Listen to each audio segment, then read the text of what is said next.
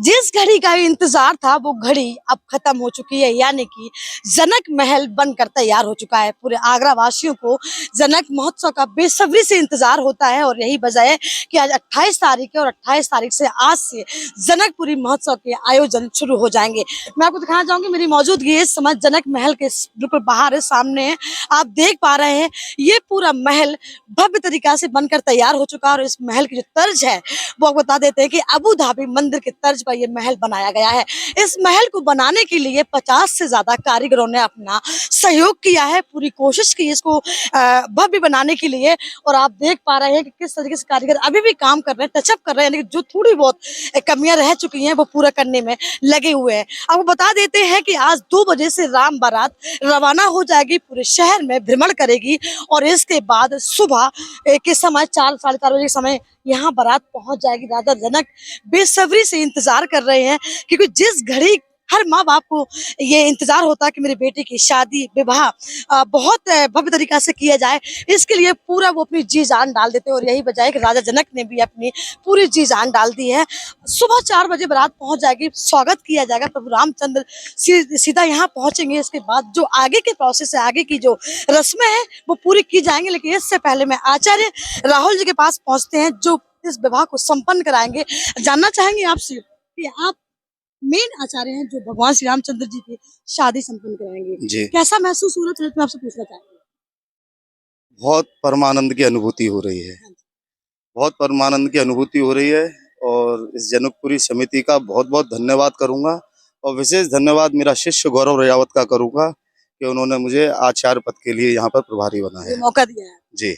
अब मैं जानना चाहूंगी आचार्य जी की कल बारात यहाँ पहुंच जाएगी, इसके बाद कहते हैं सबसे पहले शालिग्राम जी की पूजा होती है विवाह से पहले, तो वो किस तरीके से होती है, उसका महत्व क्या होता हाँ हाँ, बहुत सुंदर बात आपने पूछी।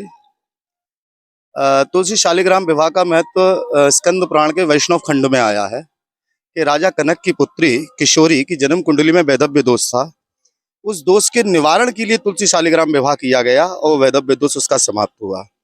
एक और विशेष बात है कि सौभाग्यवती स्त्री यदि अपने पति के साथ तुलसी शालिग्राम विवाह में सम्मिलित होकर कन्यादान करती है तो उनके पति की दीर्घायु होती है।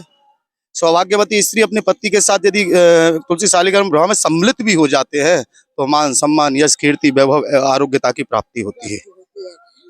अब कल से पूरा तैयार हो जाएगा, सीता जी पहुंच जाएंगी यहाँ पर, जिस घड़ी का पूरे आगरा वासियों को इंतजार है। सभी लोग हर वर्ष अपनी निगाह लगाकर बैठते हैं कि कब जनकपुरी महोत्सव आए और भगवान श्री रामचंद्र जी की शादी में हमें सम्मिलित होने का मौका मिले। तो आप तो ऑलरेडी पूरी शादी करा ही रहे हैं, तो आगे की रूपरेखा इसके बाद क्या होगी?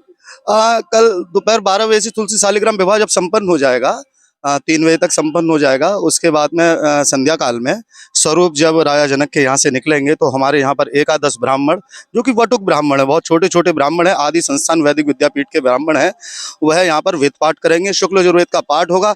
जब तक स्वरूप मंच पर नहीं आ जाएंगे तब तक वेद पाठ निरंतर चलता रहेगा। यानी कि आपने सुना होगा, बहुत ही खास बात बोली, जब तक स्वरूप यानी कि भगवान श्री रामचंद्र जी और सीता जी मंच पर नहीं आ जाएंगे तब तक ये मंत्रों का पूरा उच्चारण होता रहेगा। और जिस तरीके से शादी उनकी हुई थी सेम वही तरीके से रस्मों रीति रिवाजों के साथ ये शादी संपन्न होगी। लेकिन बताना चाहते हैं कि बारात 2 बजे निकल जाएगी, उस बारात में सुरक्षा के पूरे कड़े इंतजाम किए गए हैं। 121 भगवान श्री रामचंद्र जी और भगवानों के स्वरूपों की जो झांकियां हैं वो झांकियां निकाली जा रही हैं। आगरा के आसपास पड़ोसी जिलों और आगरा जिले के 12 बैंड भी उसमें सम्मिलित होंगे। बहुत लोग सम्मिलित होंगे क्योंकि हर कोई भगवान श्री रामचंद्र जी की शादी का साक्षी बनना चाहता है। और यही वजह है कि आज आप देख पा रहे हैं, ऐसा लग रहा है कि हम शादी में आए हैं और इस शादी का ये घर है जिस तरह जहाँ तैयारी चल, जिस तरह से बेटी की शादी तैयारी चलती है, माँ बाप अड़ोसी पड़ोसी रिश्तेदार सब सम्मिलित होते हैं, उसी प्रकार से यहाँ पर आप देख पा रहे हैं कि तैयारी चल रही है। थोड़ी बहुत जो टचअप रह गया है तैयारियों में वो करने की पूरी कोशिश की जा रही है। इस बार जो जिन्होंने इस महल को बनाया है कारीगरों, उन्होंने भी अपनी पूरी जान डाल दी है। लेकिन दूसरी तरफ आपको दिखाना चाहेंगे, दूसरी तरफ आप देख पा रहे हैं ये कुर्सियों का पूरा आपको जमावड़ा लगा दिख रहा होगा और यहाँ पर 10 से 12 हजार लोगों के बैठने की व्यवस्था की गई है ताकि जो लोग आए इस शादी में सम्मिलित हो, साक्षी बने, उनको किसी प्रकार का कोई